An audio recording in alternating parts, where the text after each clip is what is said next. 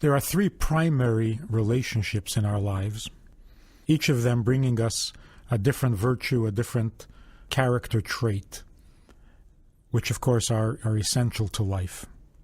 The first is the mentor, the person who guides us through life, and we all need a mentor. The quality that the mentor brings out in us is the quality of humility, the ability to follow orders, the ability to accept responsibility and the yoke of doing what needs to be done. The second relationship is our parents, those who give us life, bring us into this world. The quality that brings out, the character trait in that relationship is primarily gratitude. To be grateful, to be appreciative, to repay the kindness or the favor. And the third relationship is that with a spouse. And the quality that is brought out there is all virtue put to use. This is the third dimension, the depth of relationships. Because in a marriage, every one of your good qualities is put to work, is put to use on an almost daily basis.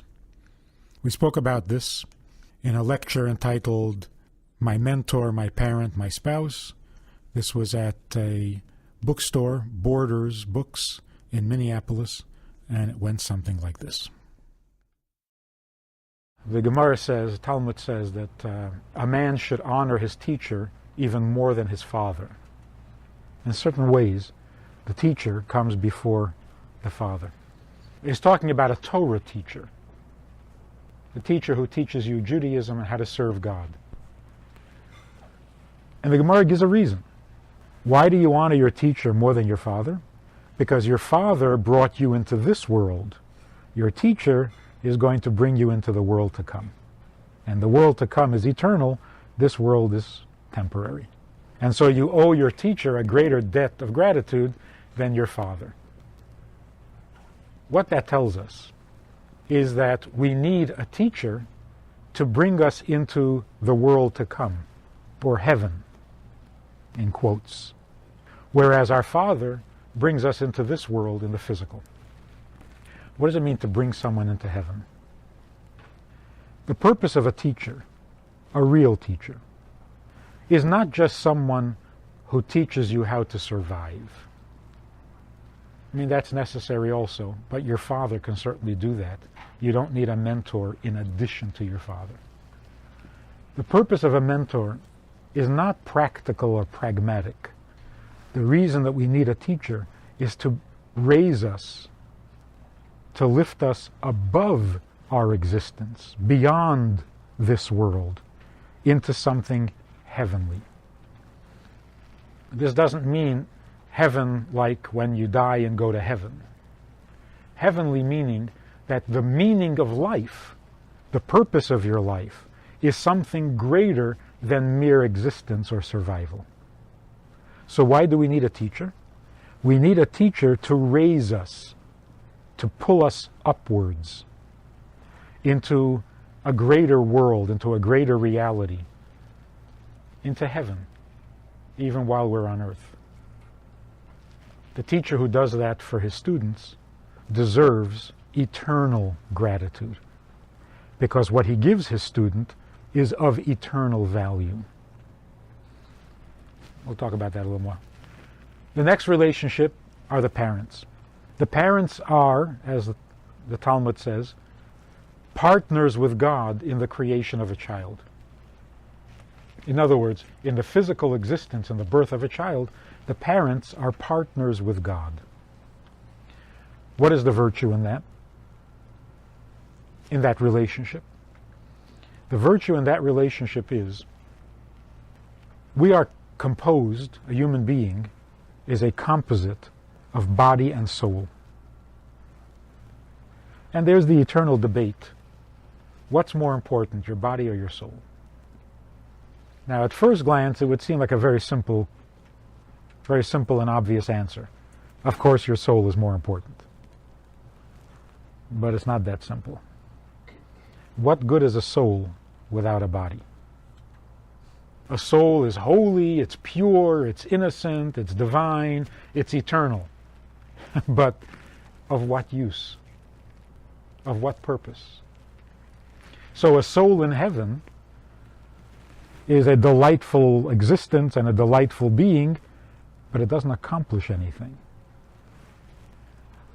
On the other hand, a body without a soul isn't much to talk about either. It doesn't do much, it doesn't go anywhere, it's not alive. And even if it were alive, it doesn't grow, it doesn't progress. It's static. When you put a body into a soul into a body, now you've got a human being, which is the greatest of all creations. So what is a human being? A human being is a creature that puts godly talent to use in a physical and earthy way. Or to put it in different terms, brings God down to earth. When the soul comes into a body, a little piece of God comes down to earth. And then if the body cooperates and allows the soul to express itself and to do its thing, then every day of life, every year of life, there's more godliness expressed and brought into the world through the behavior of the body that is guided by the soul. So basically, what do the parents do? The parents bring us down to earth. The parents give us an existence that enables us to make a difference. So while the teacher raises us beyond the physical, the parents bring us into the physical. So what does this mean? If you're suffering spiritually, don't go home to mommy. Find your teacher. If you find yourself a little flighty, if you find yourself a little disconnected from earth, then reconnect to your parents. Because there's something missing in that connection. Which, by the way, one of the most decisive factors in getting married and in the ability to get married is the quality of your relationship with your parents. So that a woman who is at peace with her mother, who is comfortable with her mother, is available and capable of getting married. A man who has made peace with his father, who is earthed, connected with his father, is ready to be married and is available to be married. But if there are problems there, if there's some disconnect between the daughter and the mother, the son and the father, that prevents you from moving on to the next relationship, which is the spouse. Not because you're not idealistic enough, not because you're not heavenly enough, but because you're not earthy enough when you're missing some connection to your parent. Because the parent brings you into this world. And that doesn't only mean by conception and birth. The parent brings you into this world for as long as you're alive. Your connection to your parent connects you to the earthy. All right, so the purpose, the reason we have a need for a teacher is because the teacher takes us beyond ourselves to heaven.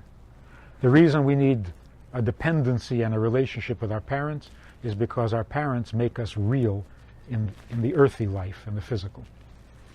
Now, why a spouse?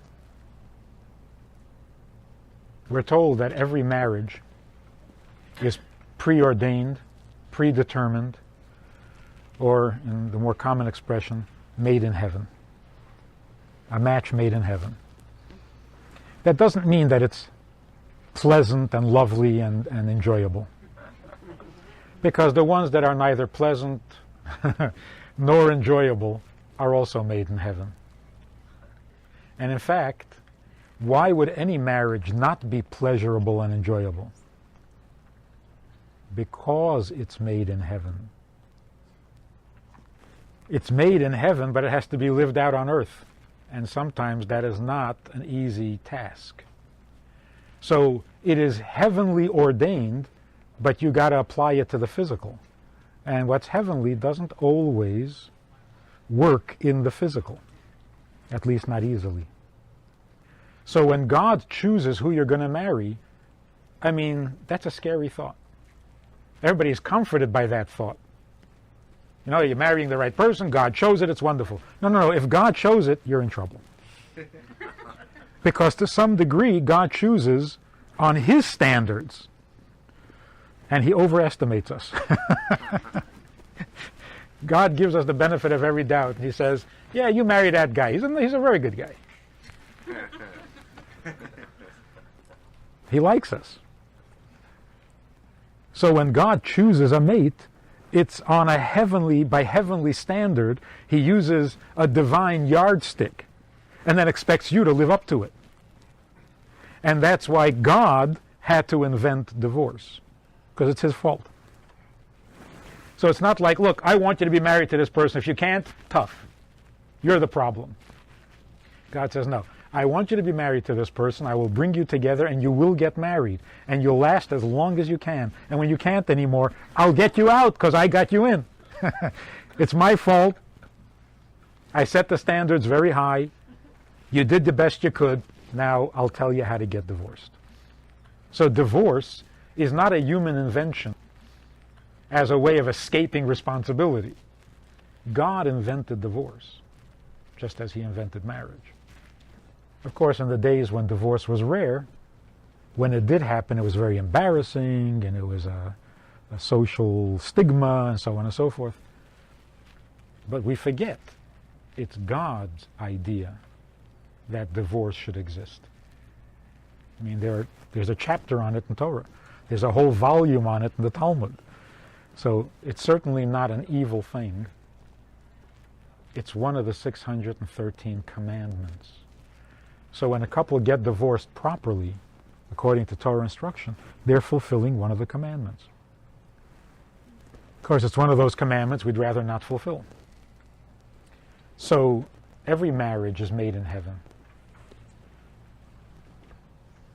And that means, in kind of a visual, graphic image, you have one soul gets divided into two halves, the masculine and the feminine. And these two souls each become a separate human being. Strangers to each other, not blood relations. And then these two strangers have to find each other, or have to be brought together so that they can marry and reconnect, rejoin, and become whole again. Which is where that joke comes from. Before you're married, you're incomplete. When you get married, then you're finished.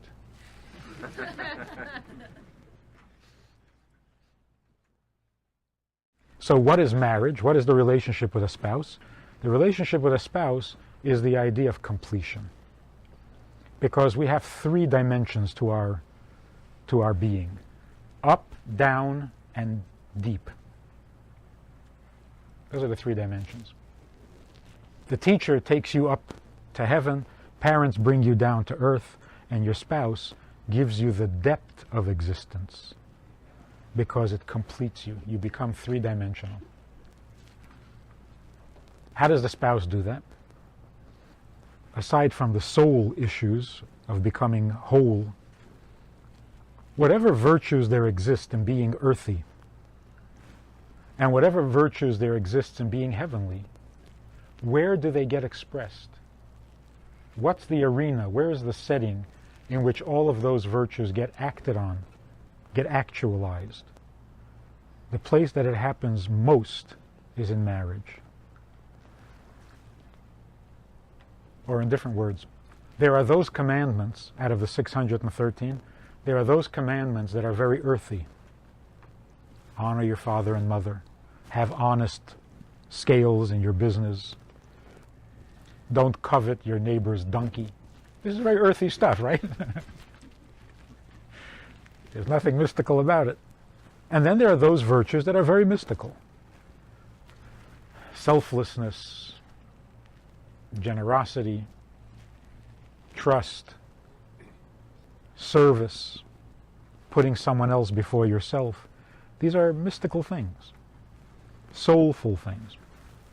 But both of them, the earthy and the heavenly, where do you need to act on them? What demands that you be your best in both the heavenly and the earthy virtues? Nothing does it more than marriage.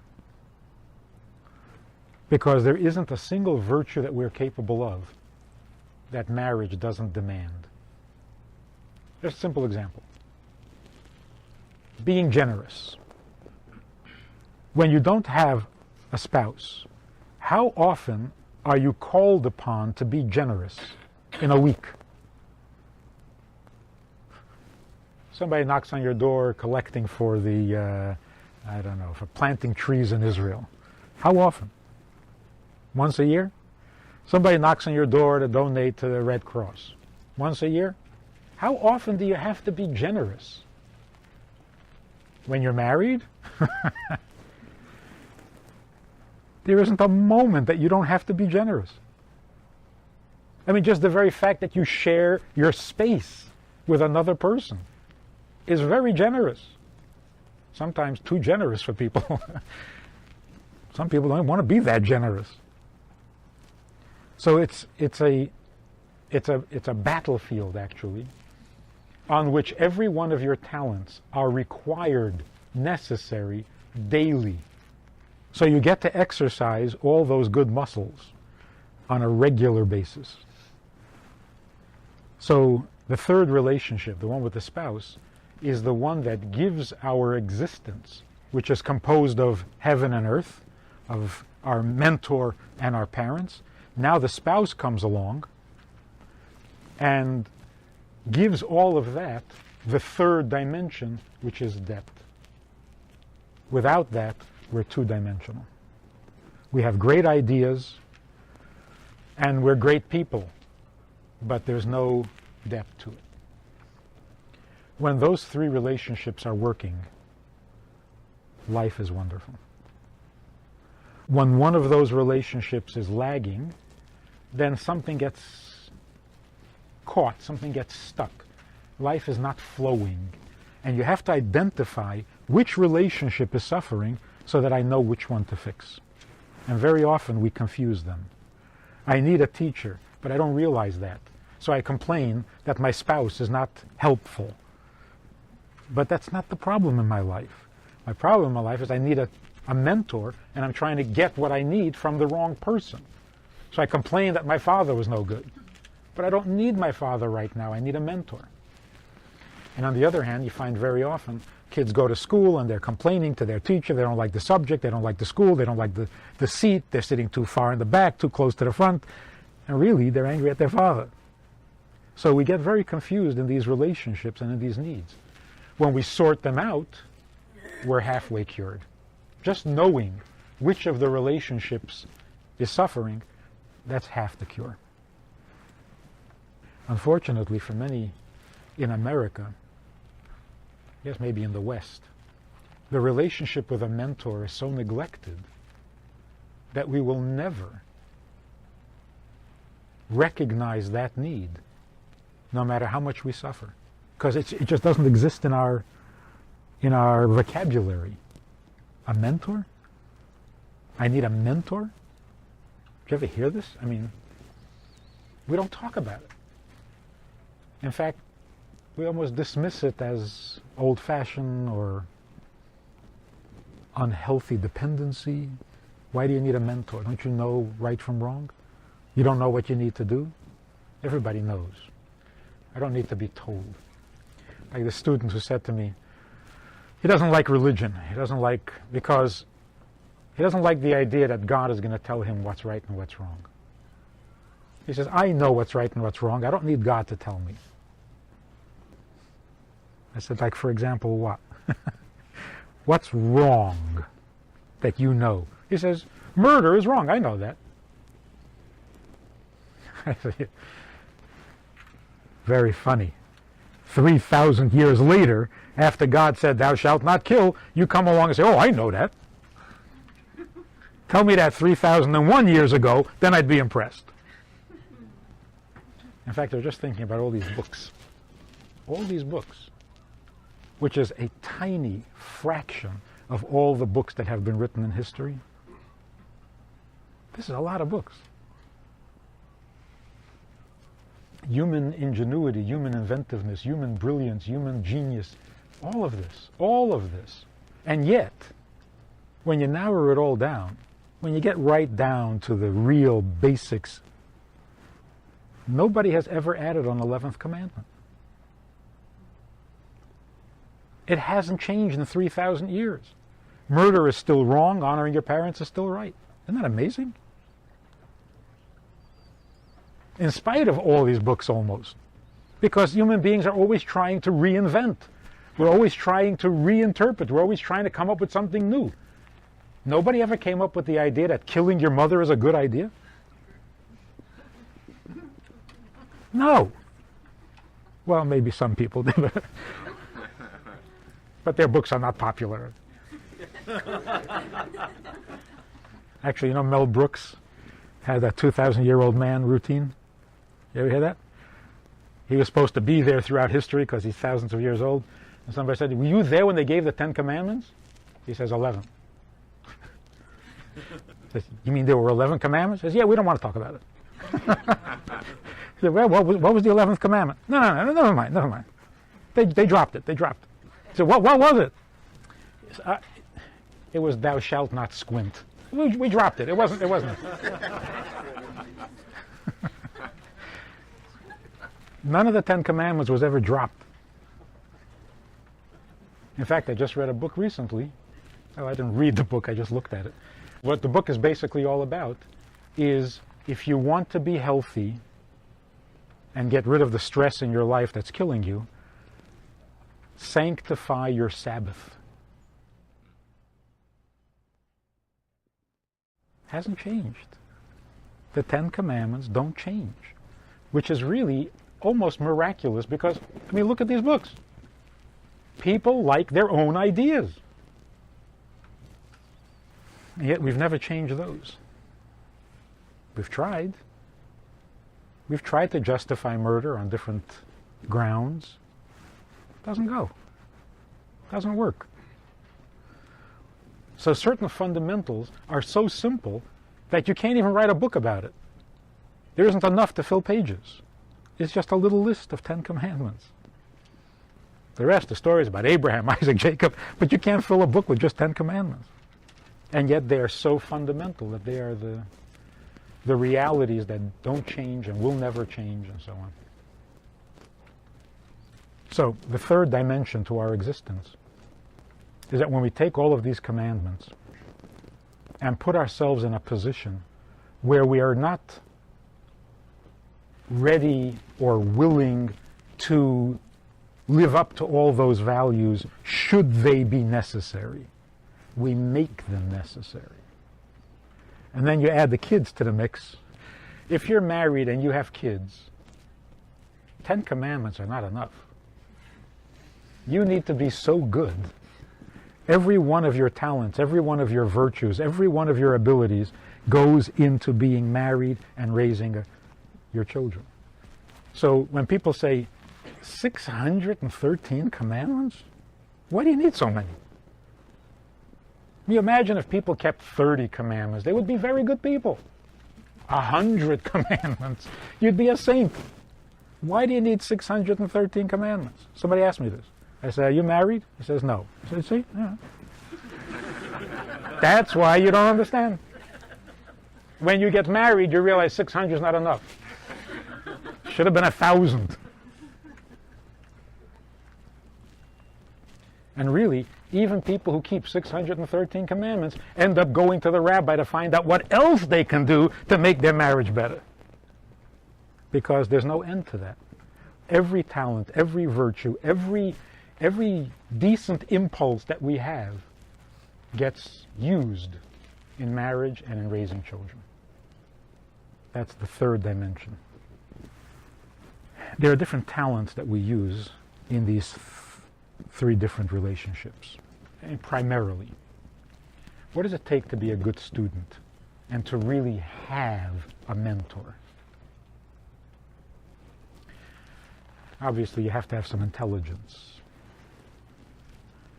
But the main quality, the main talent that goes into being a student and really having a mentor is the ability to accept. You do not learn properly if you're competing with your teacher. And so the Gemara says, the Talmud says, the student sitting in front of a teacher must not question, must not even try to work out what he's hearing, because that's a distraction. He has to be entirely focused like a sponge, absorbing what the teacher is saying without any opinion of his own. That's a real student. So for example, you're listening to a teacher, you're listening to your mentor, and he's saying something, and you're thinking, yeah, but I once heard something different also. I wonder how that works out. You're not a student. You're not a student. You just lost your teacher. While the teacher is speaking, you have to be completely passive, like a funnel. Wide at the top, narrow at the bottom. Take in everything and absorb it.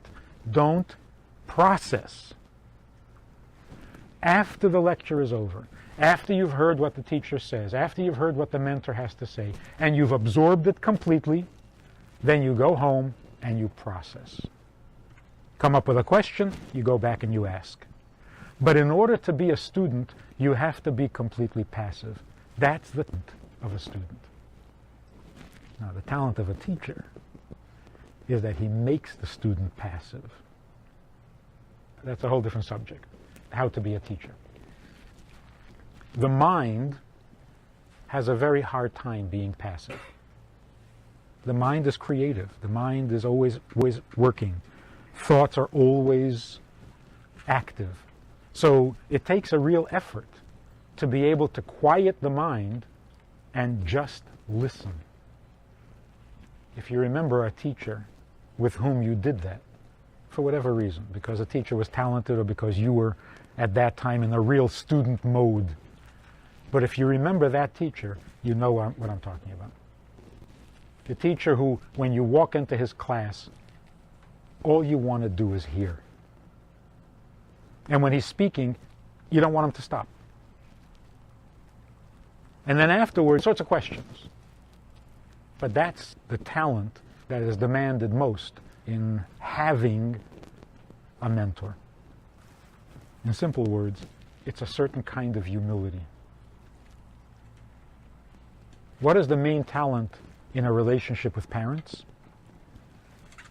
The main talent or quality in a relationship with parents is gratitude. Gratitude is a divine virtue. And that's why there's so little of it. Even good people, kind people, generous people, moral people, gratitude is still rare, even among the best people. I remember when we were growing up in Brooklyn, there were certain people, I mean, you know, the Rebbe was busy all the time and he had appointments and you had to make an appointment 3 months in advance in order to get a minute to spend with the Rebbe. And, you know, they didn't just walk up to the Rebbe and speak to him in the street or in the... But there were certain people who had the privilege, they could walk into the Rebbe's room anytime they wanted. Just knock on the door and walk in. And at first we thought, wow, these must be very important people. They must be like next, you know, second to the Rebbe in greatness and who knows what they discuss there. And we found out these people are ordinary people. Nothing special at all. So why do they have these privileges?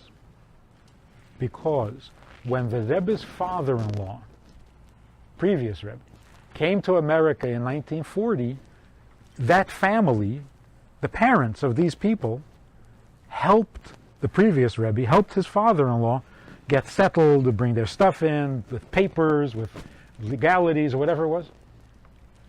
And the gratitude that the Rebbe had to these people carried over to the children, and there was no limit. They could come in anytime they wanted, ask whatever they want, and no favor was too big or too difficult. There's this quality of gratitude. An incredible story. The first Rebbe, Rabbi Schneur Zalman, who lived 200 years ago. Friday night, you have to make Kiddush. You have to make a blessing on a wine or on a liquor. To make a long story short, he came home Friday night from shul, and there was no wine. There was only Russian rot gut. Not the finer vodkas. It was just the raw 96% alcohol stuff. There was also nothing to eat. So, having no choice, he made the Kiddush, he made the blessings on this 96% pure alcohol. And then there was nothing else to eat in the house except kasha, buckwheat, to chase this thing. Every year, the Rebbe made a special meal one day of the year out of buckwheat, in gratitude to the buckwheat for being there when he needed it to chase it. I mean, if you can be grateful to buckwheat, and we can't even be grateful to our parents. You hear these bratty kids. How can you do this to your mother? After all, they gave birth to you. I didn't ask them to. They didn't do it for me.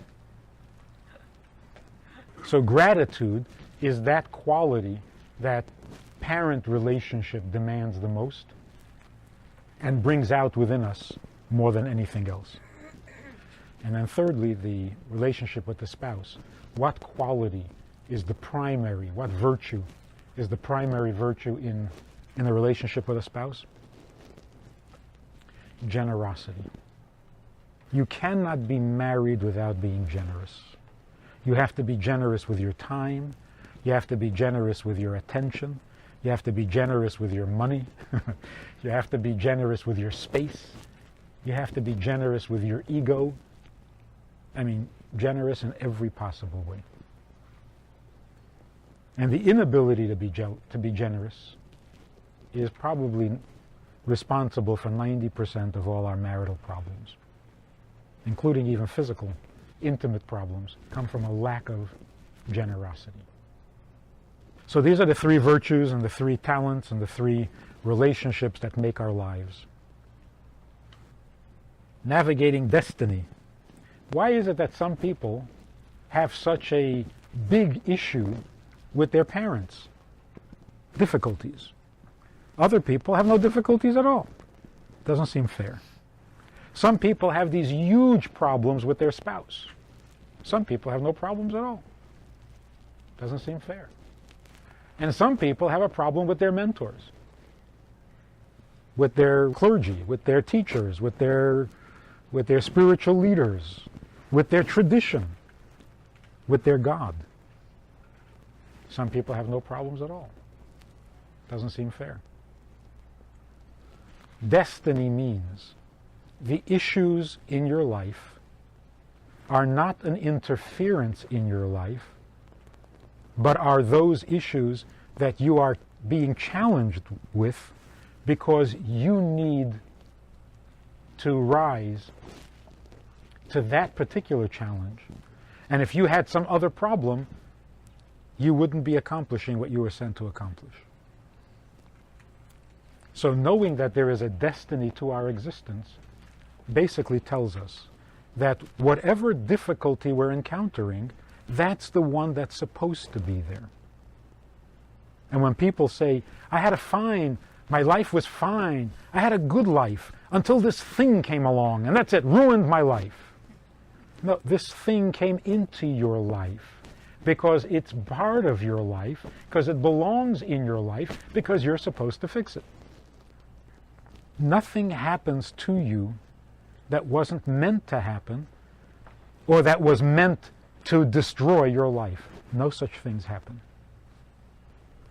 If we can believe that something interfered with my destiny, then you don't believe in destiny at all. Because what does destiny mean?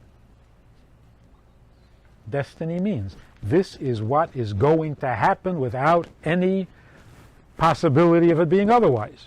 If it could be otherwise, it's not destiny, it's probability, it's chance. So if we believe in destiny, it means nothing can get in the way of my destiny. So if a problem comes along, that's it. That's my destiny. So a mature person would say, any problem that comes into my life, I'll accept. Because that's my life. And I want to live my life. I just don't want anybody else's problem in my life. But of course that can't happen. That can't happen. Maybe I've told you the story before. I was speaking somewhere, and the guy introduced me as having 14 children. And I spoke about some fantastic, profound, inspiring philosophical concept for about an hour. And as soon as I was finished, somebody raises their hand and says, 14 children? Didn't hear a word. We're stuck right there at the introduction, like 14. I said, yes, 14. She says, do you know that some people don't have any? And for a moment I did feel guilty. It's like, what kind of hog is it? Couldn't settle for 2 or 3 and let some other people have a few? Spread it around. Weren't you taught to share? For a moment there, I felt a little guilty. But then I realized, there's no way you can have somebody else's children, even if you wanted to. There's destiny. You're destined to have the children you're destined to have. You can't have any more, you can't have any less, and you can't have someone else's. If you can't have somebody else's children, that means that you can't be married to the wrong person. See, it follows logically. If you can be married to the wrong person, you could be having somebody else's children. Or having children you shouldn't have, because you shouldn't be married to this person. So life becomes completely ridiculous. Destiny says, just like you can't have somebody else's children, you can't have somebody else's problem. Someone else's problem cannot enter your life. So if somebody with a problem comes to you, that's your problem. So a man goes off to the Rebbe, back in Russia, and travels for a month through the slush and the mud and the ice and on foot because he can't afford a horse. And he finally gets there and he makes an appointment. He needs to see the Rebbe. He's got a problem. He goes into the Rebbe's room and he says, my wife isn't feeling well. Would anybody say, hey, you're here under false pretenses? You said you had a problem. You said you needed to see the Rebbe because you had a problem. And you don't. Your wife has a problem. You were dishonest. That's a ridiculous argument. A man comes to the Rebbe and asks for a blessing for his wife. It's because he has a problem. Because his wife is part of his life, and therefore her problem is his problem. But when a man says, look, I would be perfectly fine if I didn't have you messing up my life, that's so superficial. That's like saying, if I didn't have your problem, my life would be fine. You say, right. And if I didn't have a gallbladder, it would never bother me. If I didn't have a heart, it would never attack me. If I didn't have a head, it would never have a headache. When I was a kid, my parents took me to a doctor because I had stomach aches. Now I know it was from school. But at the time, we couldn't figure out what it was. So we go to this doctor. He was a European, old-fashioned kind of a guy who was more philosopher than doctor. You know what I mean? Those old-fashioned doctors. Anyway, so I sit down. I'm all nervous. I'm 8 years old. And the doctor says, so what's the problem? I said, my stomach. He says, a stomach is not a problem. If you don't have a stomach, is a problem. You have a stomach is good. I never went back to doctors after that. But he was right. You know, if I didn't have a stomach, I'd never have a stomach ache. That's such a foolish thought. If I never had problems, my life would be good. If you never had problems, you wouldn't be alive. Or you wouldn't be you. You'd be a turnip. Turnips have no problems. Vegetables have very few problems. But a human being is meant to solve problems, to fix things. How are you going to fix something if nothing is broken? So we frustrate ourselves. If it's broken, I'm upset. Why do I have to fix it? If nothing's broken, I sit around thinking, what do you need me for? Life is boring. What's the point? Okay, so go fix something. No, I didn't break it. It's not my problem. We are purposeful creatures, which means that we are born, created with a sense of purpose, which means a sense of mission. When we don't feel like we're functioning on a mission, nothing is right in life. You can be wealthy and successful and famous and popular. If you don't feel like you're accomplishing something, nothing works. Unfortunately, in our shallow thinking, in our shallow mind, we can make purpose out of anything. My purpose is to entertain people. I mean, that's nice, but you need a little more purpose than that. The more real purpose we have in our lives, the more the problems in our lives become absorbable. When you know you're on a purpose, no difficulty is bothersome. It becomes part of the fabric. It's fine. When you know you have a job to do, it doesn't matter how hard it is. It's your job, you do it. And you don't feel like you're being unfairly burdened or cheated. It feels fine. So, knowing the importance of these three kinds of relationships, knowing what each of them represents, knowing what each of them offers and demands, kind of gives us a map of how to navigate through life without getting stuck, without getting paralyzed, because we know where to fix things so that life continues to flow smoothly. And those of us who are blessed with a really good mentor, and those of us who are blessed with a healthy relationship with our parents, and those of us who are blessed with a real challenge in our marriage, doesn't get better than that. What do you think? What do we know about the relationship between people and their opposite gendered parent? You mentioned the same sex parent. I think daughters love their fathers easily, in most cases. For free, father doesn't have to do anything to deserve it. And in reverse, sons and mothers, no problem. And that's because there's no competition. But between a father and a son, there's a little competition. Between a mother and a daughter, there's a little competition, maybe a little jealousy. And that's why it's a little more of a challenge, but also more essential to their well-being. It happens very often that, I'll give you one example. A woman in school, she's got many problems in her life. And when we talked, she says her problems come from the fact that her father was overbearing, her father was very controlling, her father was very demanding, her father was never satisfied, was always critical of her, and just on and on and on and on. Terrible, terrible relationship with her father.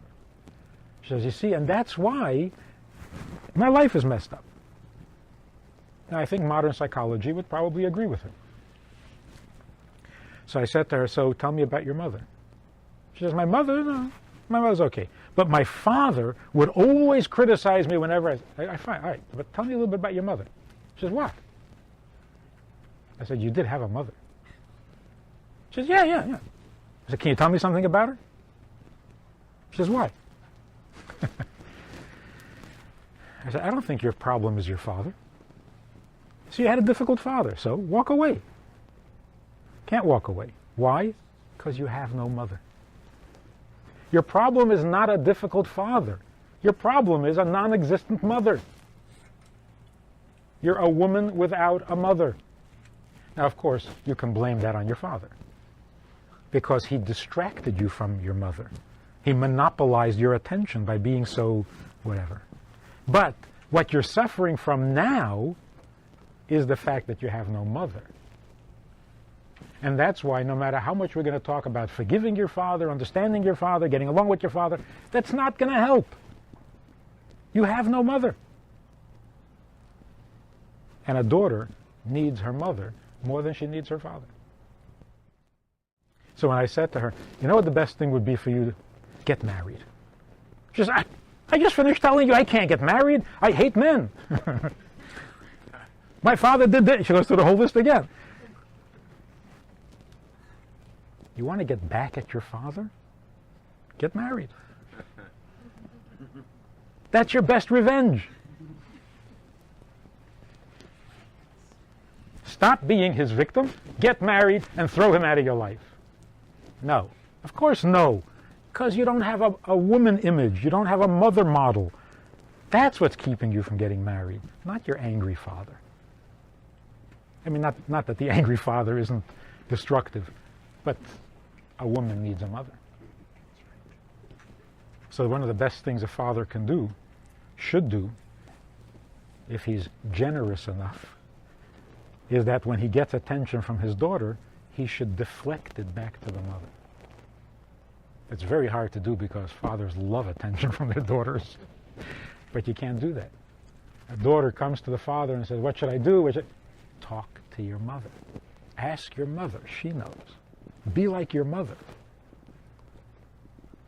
What do you think your mother would do? Keep bringing the mother back into the picture, because that is much more useful to her than you are. You're just enjoying her. Her mother will enable her to live and have a life. And the same is true, of course, with the son who keeps coming to his mother for advice. He's got to be pushed. Go to your father. Be like your father. You're going to be like your father. You better get used to the idea. So I think that we get many of our talents. You know, many of the women that I talk to say, but I'm just like my father. I don't get along with my mother. I'm like my father. And when I ask them, like what? Oh, my father's good at math and I'm good at math. That's not being like your father. That's a talent, not a personality. You're not a mathematical personality. You're not the arithmetic type. It's your personality that we're talking about. So we get our talents from our other gender parent. And we inherit certain talents through the mother from the grandfather. You know, from the mother's father, and that's a very complicated. But in terms of personality and in terms of what we're going to grow up to be, Herman Wouk says he always wanted to be Papa. And every little girl wants to be a mommy, not a daddy. So those are the paths that we need to encourage and stay true to. None of these relationships are absolute, independent of the other. You know, what your father does to you will determine what kind of husband you're going to be also, not only what kind of student you're going to be. And if you have a bad teacher, he could ruin your marriage too. He can ruin everything. So there's a crossover, of course. In simple terms, it works something like this. There are fathers who are very determined to be their child's mentor. They want to make sure they're right. They want to make sure they're idealistic. They want to make sure that they study. By the time the kid comes to school and is ready to have a mentor, he's a nervous wreck. He's not capable of studying because he's a shattered human being. On the other hand, there are teachers who, instead of being a mentor, they become a caretaker. Instead of teaching the kid, they start to raise him. It's backwards. Unfortunately, it happens a lot these days. The average teacher in school today is a parent. Has to worry about the kid's medications, has to worry about his taking his Ritalin on time, he has to worry about his nervous relationship with his siblings. The ideal world says, you're the father, create a healthy child so that the teacher can teach him. When a healthy child comes to school and is ready to have a mentor, obviously the father did his job well. Because again, the father is supposed to make you physically healthy. I don't mean just body. Emotionally, mentally healthy, earthy. With healthy roots. Then the teacher can take you on to higher levels. So very often, parents get upset, my kid is not good, my kid is misbehaving, and they're getting into fights and arguments and they're tearing the family apart. What is your responsibility as a parent? Don't stop being a father. Don't stop being a mother. What about the kid's moral responsibilities? Let them find a teacher. Let them find a rabbi. Let God take care of it. You just have to make sure that you present the world with a healthy child who is capable of learning and being moral and rising to higher ideals. But if you're not going to present the world with a healthy child, as Baal Shem Tov said, a slight damage to the body creates a great damage to the soul. Because if the kid is not healthy, what are you going to...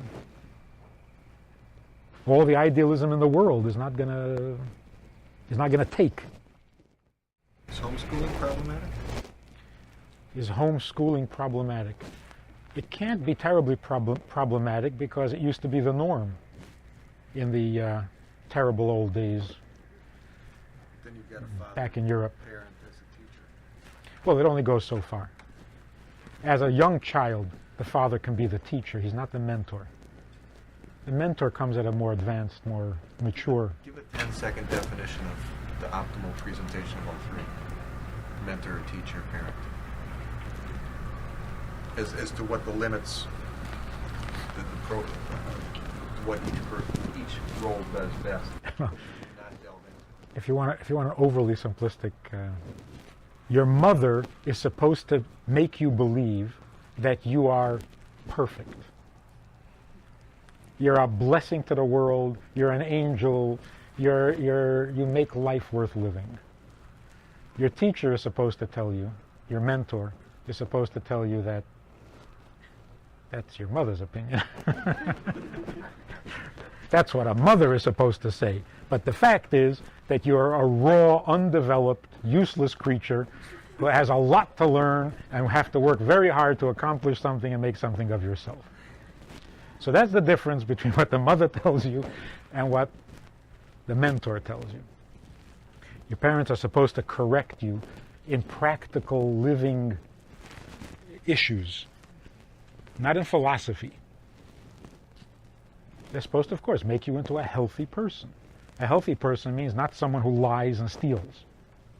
But that's just for health reasons, not for ideological reasons. Then the teacher takes you beyond that.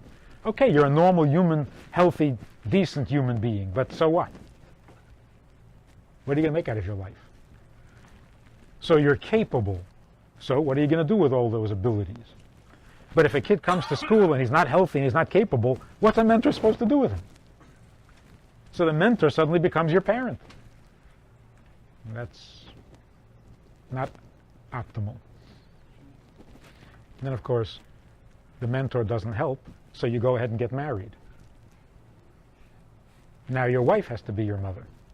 Somebody has to be your mother because your parents didn't do their job. So now your wife is trying to make you healthy. That's not her job. Yeah. You mentioned that the mentor relationship is neglected. What form should it take? I mean, I'm assuming when you talk about a mentor, you're talking about a mentor at all stages of life. Or are you only talking about the 6th grade kid? I think that the mentor stage probably doesn't happen until until the late teens, when you don't need parenting as much, ideally. I mean, really ideally, it's supposed to be at 13. When a boy is 13, that's it. He's had all the parenting he needs, and now he's ready to move on to the mentor. We're a little behind schedule, so I would say maybe 17, not 13, maybe 18, when you're ready to go off to the mentor. In the ideal world, by the time you're 18, you've had your mentor, now you're getting married. But again, we're behind schedule. So the mentor comes in at around the age of 17 or 18, when you're maturely ideological. Before that, you're just wishfully, childishly ideological. What does the mentor do? The mentor expands your universe beyond yourself. And the further it expands, the greater. So again, the ideal, the perfect mentor is the one who teaches you about God, because you can't expand more than that or greater than that. So when does this relationship end? Never. Never. An 80-year-old needs a mentor, but the mentor has to be 85. And the 85-year-old needs a mentor, and he's got to be 95. Oh, not really. You can have a mentor who's younger than you. Could you have a mentor from a book? It's possible to find a mentor in a book. It's not the same. Not the same, because he can't scream at you. He can't get frustrated with you. And you need a mentor who will let you know when you're being frustrating. But yeah, there were many cases in history where one's mentor was the Rambam. Guide to the Perplexed for all generations. But it's not the same. It's a lot better than nothing. A whole lot better than nothing. Do parents find these mentors for their kids, and kids just like... We try, but it's like finding a mentor is almost like finding a match, finding a marriage. There's a chemistry there that can't be forced. And that's why we send our kids to yeshiva. You try, and one kid hits it off with the teacher, and he just loves him, and he's all inspired. And you send your next kid, and again, what did you see in this guy? I don't like him. I don't like the way he teaches. So it's very much a personal chemistry that you can't force.